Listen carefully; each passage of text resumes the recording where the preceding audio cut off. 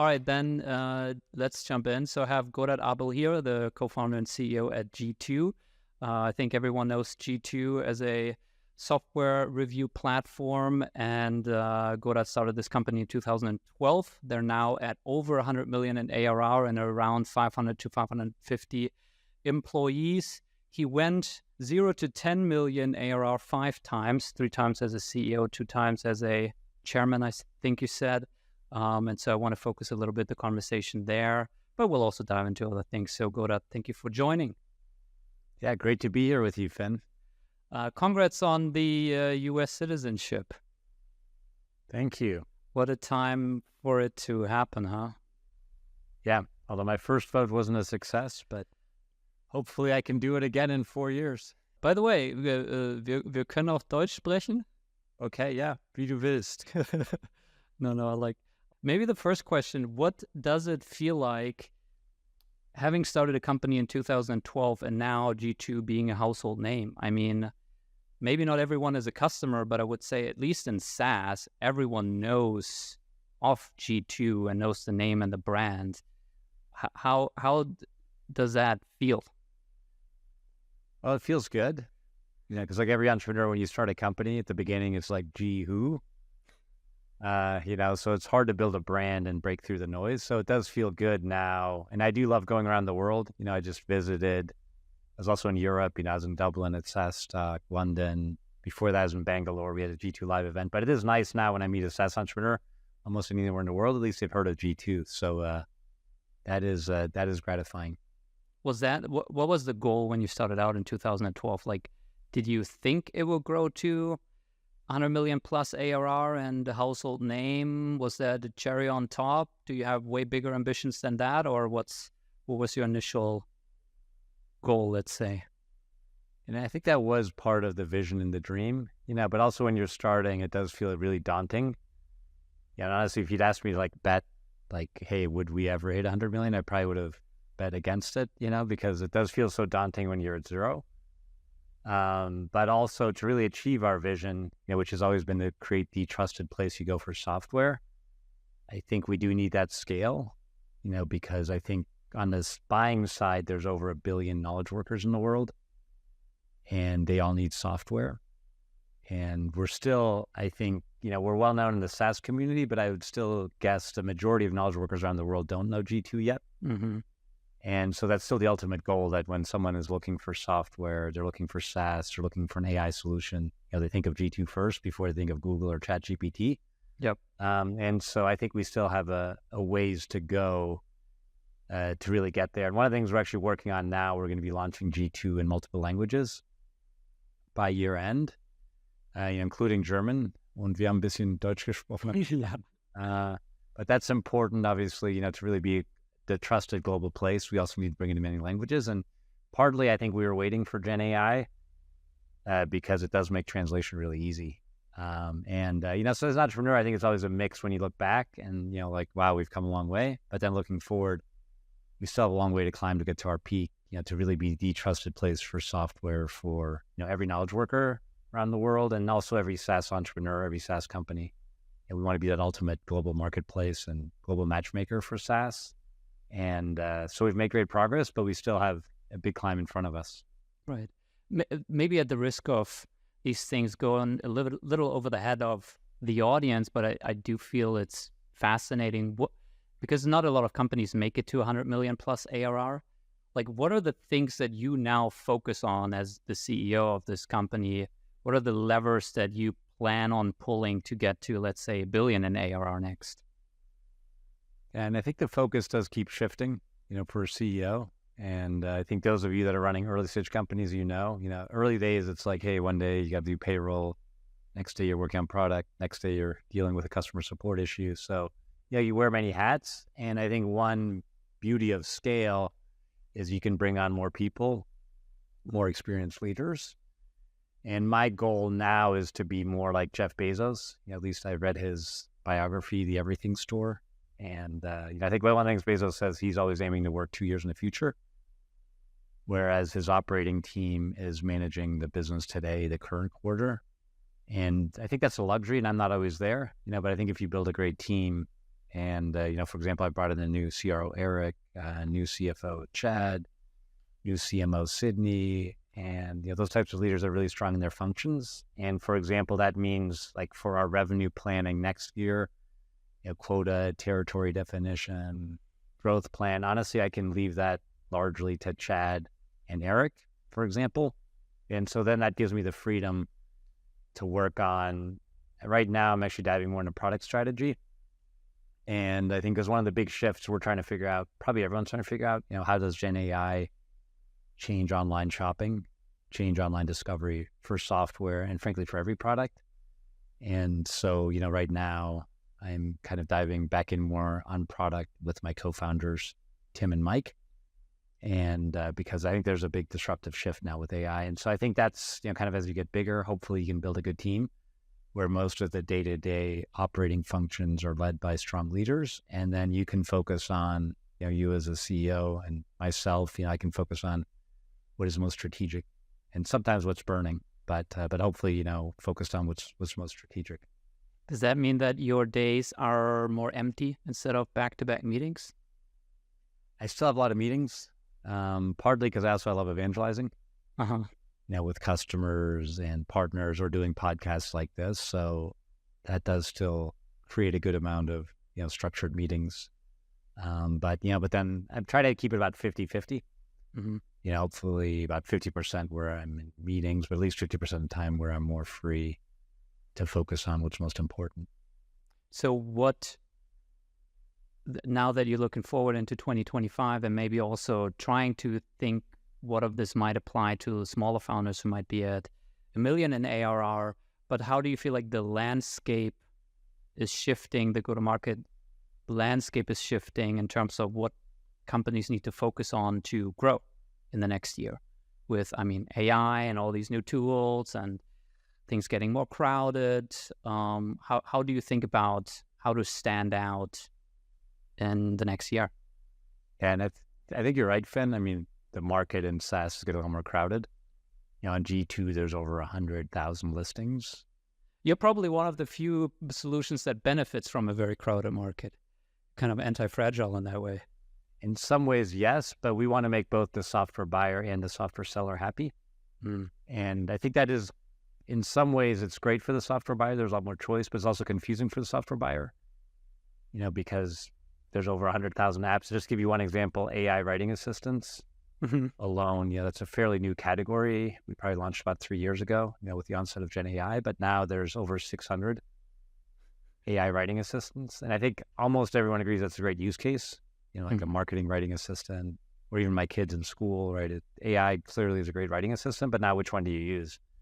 And so that can be a bit daunting, overwhelming for the software buyer. And obviously, if you're one of the 600 vendors, startups that think you have the best AI writing tool, it's also hard to break through. So I think overall more choice is good for marketplace, but at the same time, to be a good long tail matchmaker and make sure that the buyer finds the perfect writing assistant for them, while also the seller, that has the best solution for that particular use case gets discovered. I think that is, I think that is both a challenge and an exciting opportunity. And frankly, AI is part of the solve, where, we now have our AI Monty, and because also G2 is based on reviews, we have over 3 million reviews now.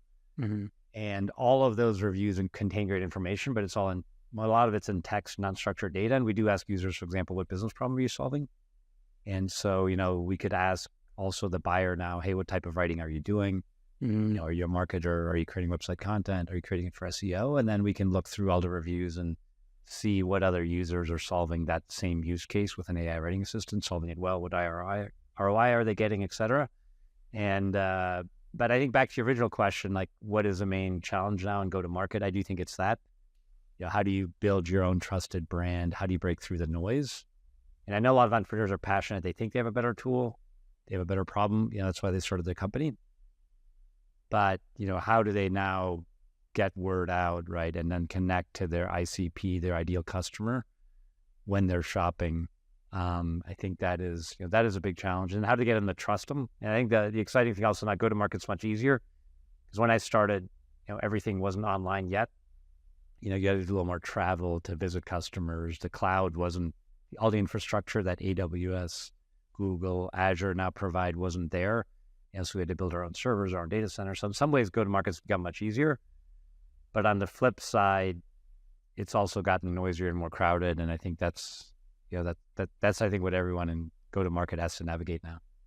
If you had to go back and let's say you started you had started a new G2 this year, and let's say you're at $1 million in ARR. So you have some customers, you have some traction, you definitely have a product, but it's far from as polished and, as complete as your product is now. How would you now today, if you were back at $1 million in ARR, think about your go-to-market in the next year? Yeah, I think what I've learned over multiple companies is to be more focused. And, I think Peter Thiel might also talk about this in 0 to 1, but, really defining your market, I think at the beginning as narrowly as possible. And to give you one example, the first two companies I built, Big Machines and SteelBrick, they were both in CPQ, configure, price, quote software. And when we first started Big Machines, at the beginning, we were fairly focused. We said we're only going to help sell big machines online, big manufactured industrial products, or in Germany is kind of for the Mittelstand, Maschinenbau. And my father was in that industry. But then it turned out that market was still in the chasm in the early 2000s. Most manufacturers actually didn't believe the internet was really going to work. They didn't believe that online selling for complex machines was going to be successful. So we had a really hard time. So we actually had to pivot and we went into high tech. And then eventually we figured out the best way to sell our CPQ software is actually become a horizontal app, to partner with big CRM platforms like Salesforce, like Oracle, Siebel, like Microsoft. So then we kind of started pursuing multiple ecosystems, multiple verticals, and we went broader. And it kind of worked for CPQ, but it also made our go-to-market challenging. Mm-hmm. And so then when we built the next company, SteelBrick, we decided to focus 100% on Salesforce only. And at the beginning, kind of from at 1 million ARR, we were only focused on mid-market and smaller software vendors because we knew the CPQ market. And frankly, the app we'd built at Big Machines was much more complex, much longer implementations. And frankly, it could do a lot more than SteelBrick, but it also took a lot more implementation, had a lot more complexity. And so we said, hey, let's just pick one vertical, one partner in Salesforce, and let's really own that. And that led to a much more efficient go-to-market. It also allowed us to differentiate because at the beginning we just said CPQ made simple. And of course we'd say, yeah, we built that other one, now Oracle owns it, but it's much more complex. And all the competitors were much more complex. And we're like, hey, we're simple. We're purpose-built for a software company like you. It's easy to deploy in Salesforce, looks just like Salesforce. So we just narrowed the market and then really differentiated that market. And I think Peter Thiel also says this, in some ways, every company should be a monopoly. And probably not in the antitrust sense, but more in the sense that you pick some use case, some customer segment where you're truly the best because that's all you're focused on. And I think that's kind of what you have to do now to break through because, there are horizontal solutions probably already built for every use case. So if you don't really pick a use case, pick an industry and truly do it 10x better, you're probably just not going to break through the noise. How do you pick it? And I do think I'm a big believer in founder market fit. So I think you have to pick a problem that you probably understand better than almost anyone. And that you really have heart and passion for. Because the other thing I've seen in all my entrepreneurial journeys, it tends to take a lot longer. It tends to get a lot harder. Also one of my favorite books is Ben Horowitz. And The Hard Thing About Hard Things, but he talks about the struggle. And a lot of entrepreneurs, I think, now are going through the struggle. Where you just feel like every day you're failing and it's so hard and everything's taking longer. And he also talks about most entrepreneurs when they start, including myself, you start with the euphoric vision. My company's going to be perfect. We're going to have the perfect culture. Every customer is going to be happy. And all those dumb things the other companies I worked for did, I'm not going to do. But then typically, you go kind of in a valley of despair where a few months in or a couple of years in, all of a sudden, like nothing is working the way you envisioned. Your employees are quitting. Your customers are mad at you. You're having a hard time raising money, it just feels overwhelming. So I think we all go through that. So I think that's why you have to have that founder market fit where you really are solving a problem, one, uniquely well, so you can actually create a differentiated solution. And two, that you really believe and care about it so that, when you enter the struggle, when things get really hard, you have the passion and energy to keep persevering.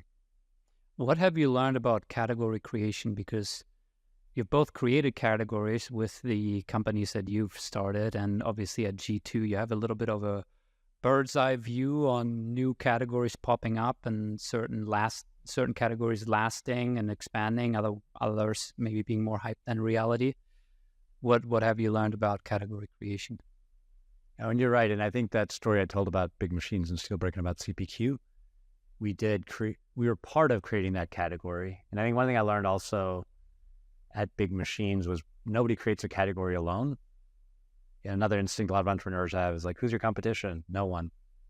And I think a lot of entrepreneurs believe that because they're creating something unique. But then I also learned the hard way, if your answer is no one, there's probably no market.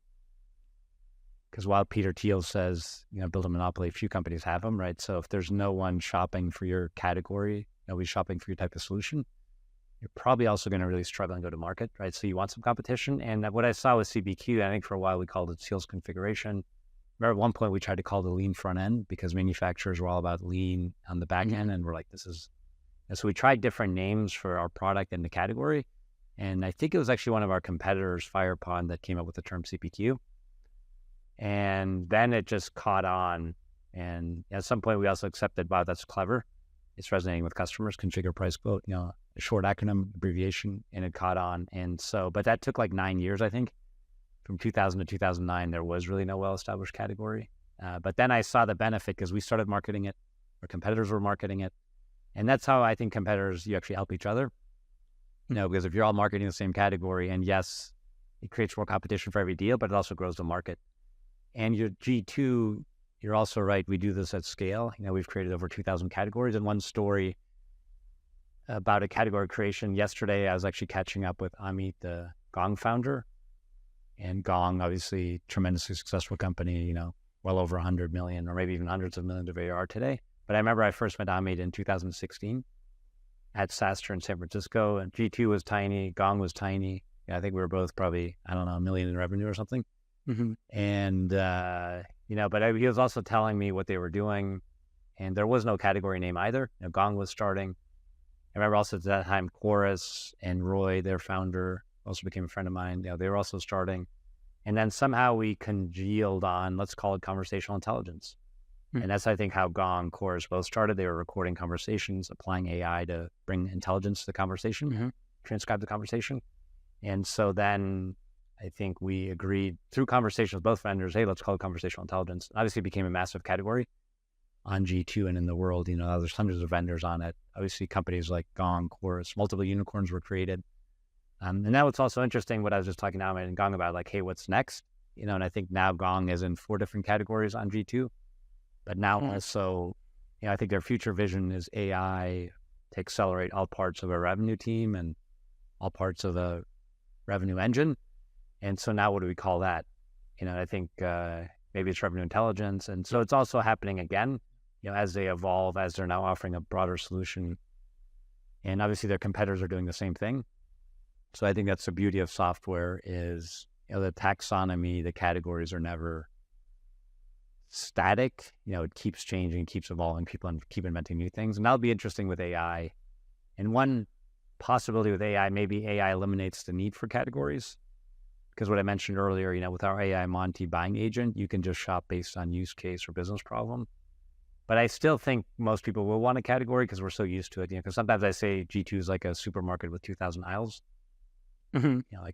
And Aldi, I think, has fewer aisles on purpose because it's confusing to the shopper. Have too much choice. Yep. And so I think there's value in the categories still, because also as a buyer, you want to know what to compare. And that's what a taxonomy and categorization does for you. Of course, on the flip side, also with AI, you can kind of do infinite discovery across the 2,000 aisles. And the beauty of software, there's no physical product, right? So we can just take the shopper right to the best product or the best category of product. So I think it will continue, but it'll be interesting to see how AI changes taxonomy. And as I mentioned in RevTech, we're probably going to have to also redo the taxonomy and the categories in every category, because I think AI will change what pieces of software people buy to solve which problems. Yeah, I think Gong's story is really interesting because I had Udi Ledergor on, and I think what they did initially, they attached themselves to the existing category of conversational intelligence, kind of ride that wave. And then at some point they decided that it was boxing them in too much because they were so much more than that at some point, and people had this idea of what they were based on the category that was not matching what they wanted to be. And that's when they created the revenue intelligence category from scratch. I'm curious if you have any thoughts when it makes sense for a SaaS company to attach themselves to an existing category and say, we're a new revenue intelligence platform where now everyone knows you're competing with Gong, versus call yourself something different. Yeah. And I think for most startups, it's better to first attack an existing category. And that's what I mentioned with Steelbreaker the second time, right? But we just said, hey, we're CPQ made simple. Because of the advantage of an existing category, there's actually demand flow. And then obviously, then you just have to differentiate, right? Okay, you're looking for conversational intelligence, and you have to differentiate and prove how you're 10 times better, as a new player. But at least there's buyers that are shopping for your kind of solution, and some buyers will come to you, right? And then you can also do paid Google acquisition, et cetera, around that keyword, around that term. Because if you pick a category name that nobody's shopping for, then go to market gets really hard. So I think usually, and I think the Gong strategy, I think was brilliant, right? And the other thing I'd say before, when you go to the next thing, well, I think first you have to be the leader in the first thing, in the first category. And obviously Gong did that, right? Where they first established themselves as a leader in conversational intelligence, which allowed them to gain a lot more revenue, a lot more dollars, a lot more marketing heft. And then I think it was only a few years in their journey where they then said, okay, now let's reposition as revenue intelligence as a much broader platform.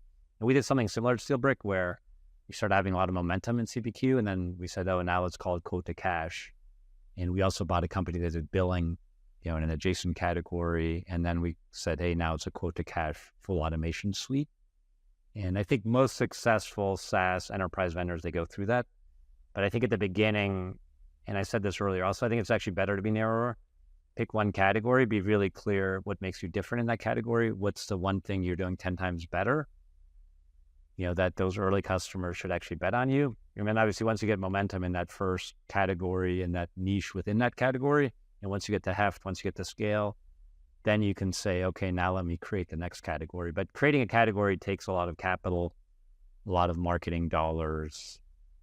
And, so I think usually, I'd say you want to at least get to 10, 20 million in ARR, before you even start thinking about that. And it's probably more of a 50, 100 million in ARR, because, really creating category and marketing it just takes a lot of resources and effort.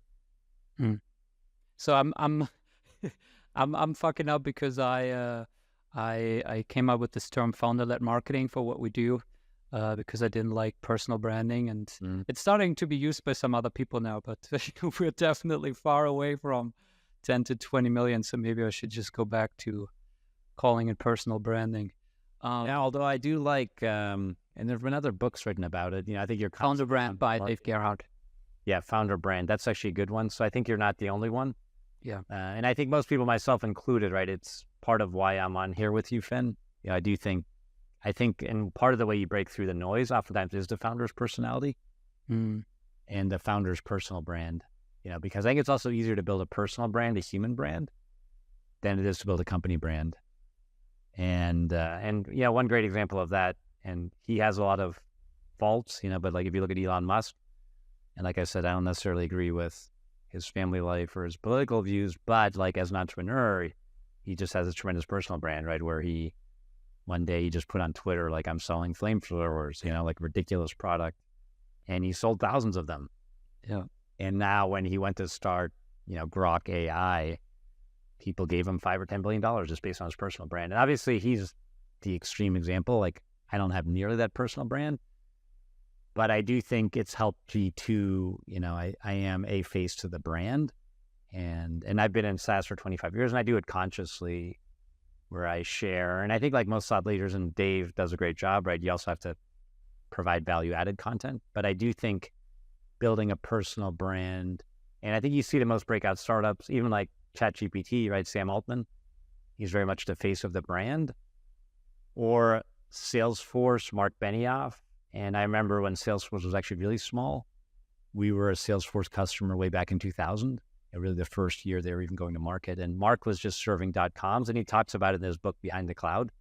Certainly a good book I also recommend. But at the beginning, Mark Benioff personally was just going to .com internet company launch parties in San Francisco in early 2000, handing out his business cards. And Mark, but it was Mark, right? It was like, oh, Salesforce, that's Mark Benioff's company. And I think he's still the brand and the face, and he still goes on Kramer. And so I think so I'm a big believer in founder-led marketing and, adding that personal brand. And also there's data on that, like on LinkedIn, if you share from the company brand, like if I share something from G2, it will get like, only 10 to 20% of the engagement, as if I share it from my personal, Godard Abel page. And then obviously now I've also hired leaders like Sydney Sloan. She's our new CMO. She also brings a strong personal brand. She already has 20,000 followers on LinkedIn, and most of those are marketing leaders. So I also now aim to hire executives that have a personal brand. And then I think it just, helps one humanize their brand, connect it to a person, and frankly, it gets more engagement because, people want to hear from people they know and trust. Yeah. How do you think about founder-led marketing? Is this like a top of funnel brand awareness thing? Is it brand? Is it demand gen? Is it like, do you want to, why are you spending time on it and doing it? What are the outcomes that you want to see for you to allocate time to it? Yeah. And I have been, more go-to-market focused founder entrepreneur. And I've always had, like at G2, Mike Wheeler's our co-founder. He's a CTO, he's a coder. So I've never been the coder, but I think if you're the go-to-market co-founder or founder, then I do think it's essential. And all of those things, right? I look at it as marketing. I think it's also the cheapest marketing, right? If people engage with your hopefully thoughtful content, let's say on LinkedIn, on X, on Insta, wherever you're sharing it on YouTube. So it's also the most efficient way, right? If you can organically build a brand around you just sharing content on your personal social channels, and it's good content, people engage. It's kind of free, obviously it costs you time, energy, and effort. And back to that, I think you got to have founder market fit. So you're probably the most passionate, knowledgeable person about the problem you're solving. So you'll also be the best spokesperson for it. So I think it's critical to marketing. I also think it's critical to selling. And I've also learned the hard way, right? At the beginning in B2B, typically you have to do founder-led selling. And I think because the first 10, 20 customers, they're really betting on you, because there's no company yet, right? There's no scale product. So they're betting on you as a founder. They're betting on your vision. And hopefully they already saw your marketing, right? But then they also want to hear from you on the sales call where you have to look them in the eye and say, hey, I know the product's not fully mature yet, but, I'm going to take care of you. And the prospect has to believe it. Otherwise they won't buy, if they don't hear from the founder. And I kind of learned that also the hard way in my first company, Big Machines, because in hindsight, and when I was building my first company, honestly, I didn't know most of these things. I was learning as I went, as most founders do. But I remember I tried to hire a couple of VPs of sales before we had product market fit. And frankly, I should have still been doing founder selling. And then my co-founder, Chris, and I, we had to go back in. Frankly, we had to let go of a couple of VPs of sales, let go of the original sales team. And we're like, wow, we have to sell it ourselves, because it still required founder-led selling. And then, once Chris and I started doing that, still gradual success, but we started having a lot more success than when we tried to hire, professional sales team too early. So I think founder-led marketing, founder-led selling, and then probably the last part is also founder-led customer success. Because after you sell them, and most projects in enterprise software I've done, like CPQ projects, they always have challenges. Because oftentimes you're implementing complex technology, new technology. So most customer projects have challenges. And then what the customer wants to and needs to feel is that the founder, you're also there post-sale. When there's a bug to fix, you fix it right away. You hop on the call with them, you resolve their problems. So at the end of that, they become that happy, delighted reference. And they actually write that review on G2.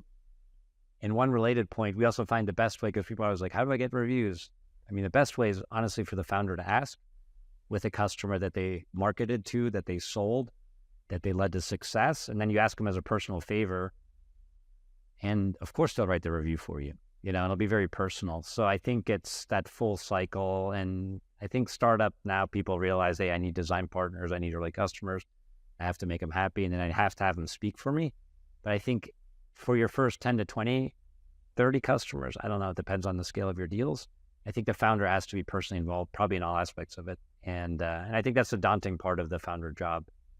And that's probably why you also need more than one founder. Like I said, I've been that go-to-market founder, so I could do that stuff, while hopefully you have an outside of product co-founder at G2, Tim, and a design co-founder, Mark, so they could be more grinding on the product, while I had another co-founder, Matt, he was also more sales, more customer success focused, and obviously we had a big founding team, but I think you need those roles in a founding team where someone's go-to-market, doing the marketing, the selling, the customer success, and then the customer marketing, because that personal relationship, I think without it, I think almost no startup's going to break through. By the way, I had your co-founder, Chris Schutz from Big Machines on a couple months, and I think he's now kind of doing the next stage of CPQ with Logic, his newest company. Yeah, he's doing that brilliantly. I am the exec chairman there. So, and an founding investor in Logic. Yeah. So yeah, he and I are, building another one. And Chris is doing a brilliant job of that, right? And Chris stayed on with Big Machines and Oracle. Actually, for many years, he was leading their Oracle CPQ product. So he's truly an expert in the domain. And, now I think most people in CPQ know Chris. And so he's also a great example of, where he is building that founder bread, and people really trust him. The customers really trust him. And he's doing all those things I just described, right? Where he's involved in selling the customer. Mm-hmm. And they probably trust Chris. They've probably met him during his days at Oracle. They already trust him. They know he's a domain expert. And then, he also aligns the product team to make sure the customers succeed. And then he also asks them at the end of that, hey, will you also write a Logic review on G2? And guess what? They have great reviews. And then that fuels their brand, so I think that is, but he's a great example of a founder. And obviously he also had tremendous founder market fit because no one knew CPQ and how to do it in a next gen AI driven way better, than Chris and his team that he then, brought over from Oracle. Right. But having gone through many different companies and the journeys there, how do you think about the different stages of a company? Some people say 0 to 1, 1 to 10, 10 to 100 million ARR. Some say pre-post product market fit. How do you, what in your head, are there any distinct stages of a company? Yeah, I think those are good stages. And I also think Reid Hoffman, the founder of LinkedIn, he does a good job laying this out in the book Blitzscaling. Mm-hmm. Another one of my favorites. And not everyone blitzscales, but in that book, he does a good job laying out how company cultures have to evolve. And I think he talks about it, also based on number of employees. And obviously 0 to 50, you're more of just a family. And a company can be very informal. Founder, CEO knows everything, is involved in every decision. And that's actually probably the right way to run at that stage. And I think there's also something about human psychology once you go beyond 50. That informal founders involved in everything stops working. And so you have to have some manager, some structure, and, you have to, and that's always also tricky, can some of that founding team become managers? Because at that stage, you do need to appoint a true head of sales, or some people say VP of sales, right? You need head of marketing. You start to need true functional leaders. And then I think the next big inflection point is probably, once you go beyond 50 to 150. And I think people also say psychologically, even at 150, you stop being able to know everyone, even in some way. And so then the company has to change again. And I think what Reid also talks about, you kind of go from like family, tribe, village, city, ultimately to like a state. And you also see it in governments, right? How just to manage different size groups of humans, you need different governance structures, whether it's truly a government or it's a company. And I think the stage we are now, what I've realized, and now I mentioned 550 employees. Now, really, it's a stage I talked about at the beginning, right, where I really realized, wow, I really need mature C-level leaders. And I think the one big difference between that original, let's say, VP of sales and a CRO, and I now have a CRO, Eric Gilpin, is that they can manage multiple leaders. So you start to need leaders of leaders, which is, again, a different skill set, from being a leader. And the early days are fun. Like the early days are just everyone does everything. Right? Everything's very informal, and you just need superstar athletes that can do a lot of different tasks. And I think the painful thing about the journey is sometimes like those early people don't necessarily scale well into managers or leaders. And that is always painful, when you want them to, but then you also realize, wow, I just need, someone more focused on leadership versus doing. And so I think that's a tough thing, but in some ways it's a problem you want, right? Because it does mean at some point you found product market fit, right? And you're generating enough revenue and or funding that you can hire hundreds of people. So it's a problem you want. But I think the best framework, like I said, I think is that I've seen is I think Reid Hoffman spells that out really well in blitzscaling. So when we then think of a founder and CEO who's running a company of 50 people and trying to grow to that 150 people, and you've done that growth journey multiple times, what do you think are some of the things that maybe you included over-focus on or mistakes that happen? And what are the things that actually matter going from 50 to 150? Yeah. I do think in hindsight, it's more quickly acknowledging if one of your co-founders is not scaling up as leader of a function, or one of your early employees isn't scaling up well, and then realizing, wow, I do need to bring in some management, some leadership from the outside. And I think it's always emotionally painful because, you have a lot of affinity and connection, personal connection to that early team, and frankly, it'd be easier for you as a founder if they all just scale up, right? Because you already know them and you don't have the risk of hiring somebody. But I think in hindsight, I think waited too long, or we as a team waited too long to acknowledge that, that great early employee or that great co-founder wasn't scaling up. How do you tell? Wait too long to bring in, somebody that's probably not as good at doing stuff, but, a better manager, better leader, better at aligning. A lot of stuff that founders also find boring becomes important. Like you do need some meetings to align. You need more formal processes, more formal systems, and all stuff as entrepreneurs, founders, we kind of tend to hate. You realize, oh, wow, my company needs more structure. It needs more systems. It needs more process. It needs better people leadership. And I think that's always a painful realization. Like I said, the one thing in hindsight, I'm always like, oh, I wish I'd made those hard changes faster.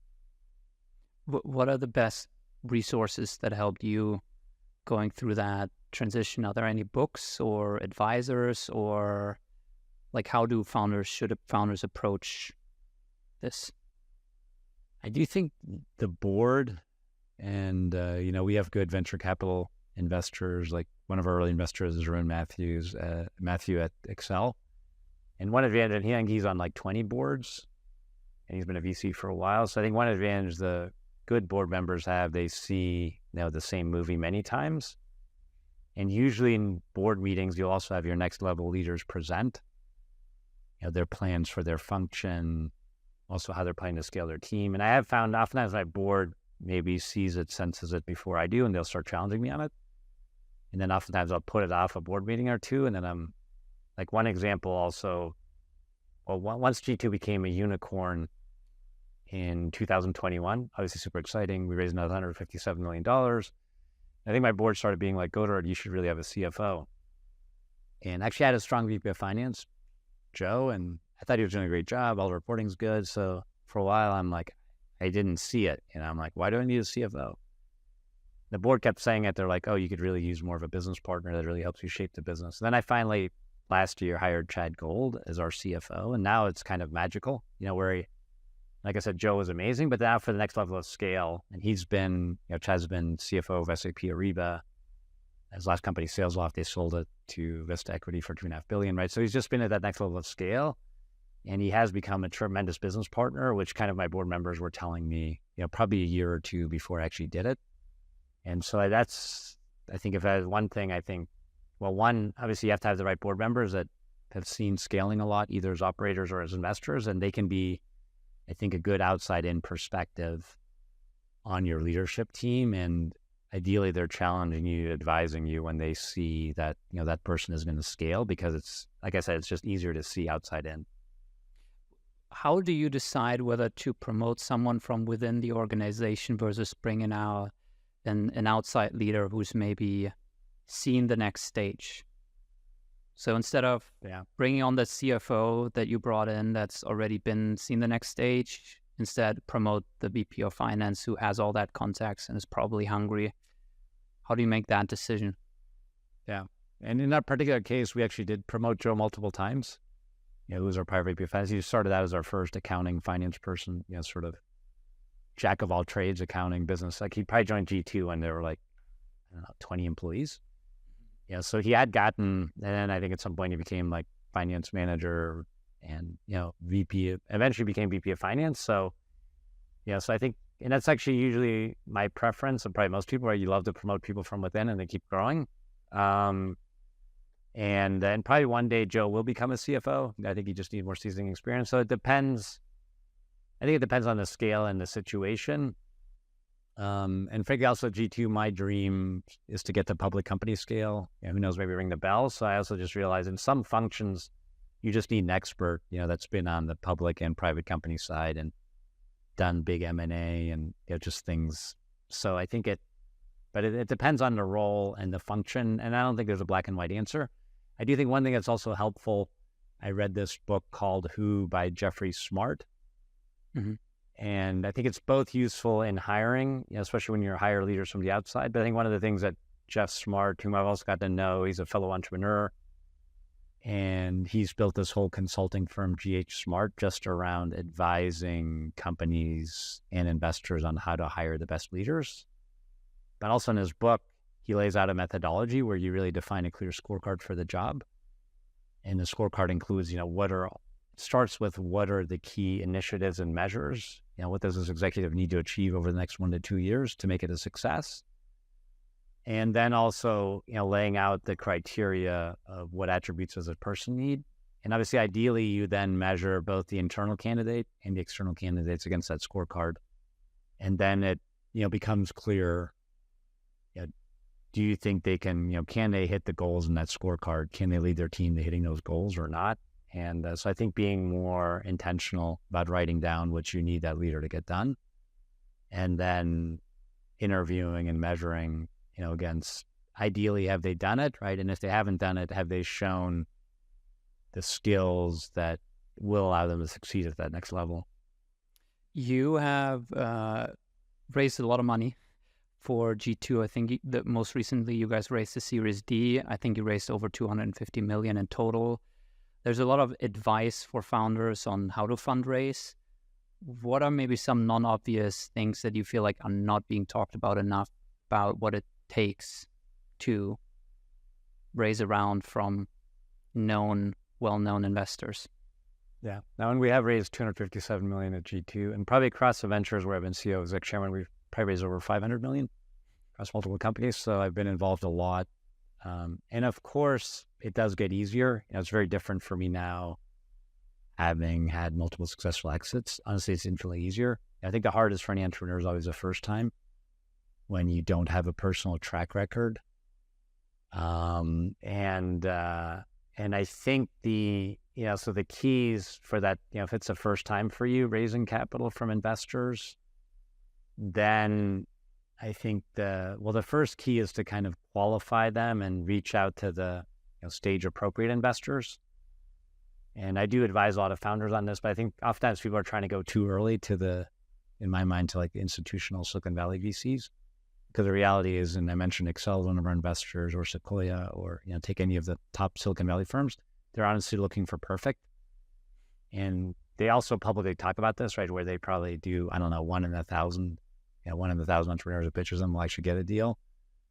And I think most of them are also pretty public. For most founders, unless you're, let's say, like a PhD AI genius from Google, which most of us aren't. I'm not that, I couldn't raise money to build an LLM. Like, I'm not an AI genius. Most of us aren't. And so then if you aren't, then you probably need more proof before you go to institutional VCs, and really you need a spreadsheet. And most of them say this, you need, let's say at least $1 million ARR. You need proven unit economics in a spreadsheet, right? Where they're like, hey, the first 100 customers I signed up, we're retaining over 90% of them, NRR is under 20%, right? They want all those metrics, at least the initial. And so one, I wouldn't go to them too early. And then I think at the very beginning, I do think family and friends is probably the right way to go. Because, if you're a first-time founder, it's only going to be people that know you that invest. And like my first startup, my first investor was my dad. And he was in pump manufacturing. I was lucky that I had enough money to invest, but I think, he invested. And then initially I went to all people in my network. Also, like my first job was at McKinsey in Munich. And actually one of the McKinsey partners actually wound up investing. And so it was all people that either knew me through family or professionally, they'd worked with me and they believed in me. And obviously they had to believe in the business plan, but really at that very early zero revenue pre-seed, I think it kind of has to be friends and family, because there's really nothing else to bet on except for you. And then obviously, once you start having a product, start having some measures, then, that's usually pre-seed. And usually what I also say to people, like at the very early days, I say stay local, like Finn, you're in Berlin, because if the people aren't friends and family yet, then to make that early stage, we actually did this at G2, we started G2 in Chicago. And so our first investors, even for G2, were like Chicago Ventures because they were local and we could meet them in person. And then also we had JB Pritzker. He's now the governor of Illinois, but he was also wanted to support Chicago Tech. But I think at the beginning it still takes that relationship. And we did that at G2 all the way till we got to the Series A, and Excel actually came inbound. And by that time we had a good spreadsheet. And Excel was also seeing all the entrepreneurs that were pitching them use their G2 ratings, their G2 reviews, their G2 grids to validate themselves. So they were like, wow. But, by the time we got to the institutional Silicon Valley VC, there was a good spreadsheet. We had renewal history. We had, certainly 7 figures plus of ARR. And, there was like a nice spreadsheet and team for them to bet on. And usually I think that's what you need for the institutional VCs. So early days, you have to find it other ways. In the current condition, how would you advise first-time founders to think through whether they should fundraise or bootstrap? At the margin, for most people right now, it's more of a bootstrap market. Like I said, unless you are that, PhD AI genius from Google, so I think it's kind of, to me, early days, it's like bootstrap plus friends and family. I think until you have enough proof, right? You have a shipping product, you have customers, you have some proof of unit economics. I think until you have that, I think you almost have to do friends and family and bootstrap. And then once you have proof, of your product, some proof of product market fit, and maybe not full product market fit, right? But at least, you've got your design partners successful. They're using it. They're spending money. I think until you have that, I wouldn't spend too much time, with institutional fundraising. Maybe to wrap it up here, what are some things that you look forward to in 2025? I guess mostly business, but feel free to mention something outside of business in this new environment. Yeah. And I think the things I look forward to 2025, I think one thing I've also learned as an entrepreneur is like to have passions, hobbies outside of work. And frankly, there was just an election in the US yesterday that has me worried. Yeah. But I think what still makes me happy, like now I live in Boulder, Colorado, but there's snow outside and soon it'll be ski season. And I love getting outdoors and doing backcountry uphill skiing. And so I'm excited for the winter outdoor sports season and enjoying that with my wife, Stacy. She also loves outdoor skiing, and our 3 kids, soon in the US will be home for Thanksgiving and Christmas. So looking forward to family holidays. And so it's probably more right now, it's looking forward to the, family and fun outdoor activities outside of politics and work, because those always make me happy. Is it harder or easier to find time for hobbies and family at 100 million ARR compared to $1 billion in ARR? Well, in $1 billion, I don't know, but I mean, it's definitely easier at 100 million than at 0 or 1. Mm-hmm. And I've experienced that because I remember my first company, Bigger Machines, when we were struggling early days, like it was hard, really hard, and our kids were young. It was really hard to balance family and personal and work, because I do think a early stage company is like an infant, right? It's like a human infant. And to people that have been entrepreneurs, that to me is the best analogy. It's like being a parent. And yeah, when they're little, right, the baby cries at night and you can't get any sleep and things are very unpredictable. And I think that's the same thing with startups. So I do think forget 100 million. If you build a good team, right, good process, it's already easier to, take some time to also do things you enjoy. And actually I block at least an hour every day. I call it like a peak physical, spiritual, mental activity. And actually today I'm going to probably soon after this, I'm going to go on a run outside in the snow. Nice. It's the first day of snow, and actually I enjoy running in snow. So that'll be my work break today. Love it. All right, Godard, thank you so much for your time. I know it's very precious, and I wish you all the best on the journey to the 1 billion in ARR while being able to enjoy the winter and the snow and the family. Yeah, no, thank you, Finn, and thank you for sharing the wisdom with other founders. Hopefully they can, find product market fit faster. And and nice to be with you. Thank you.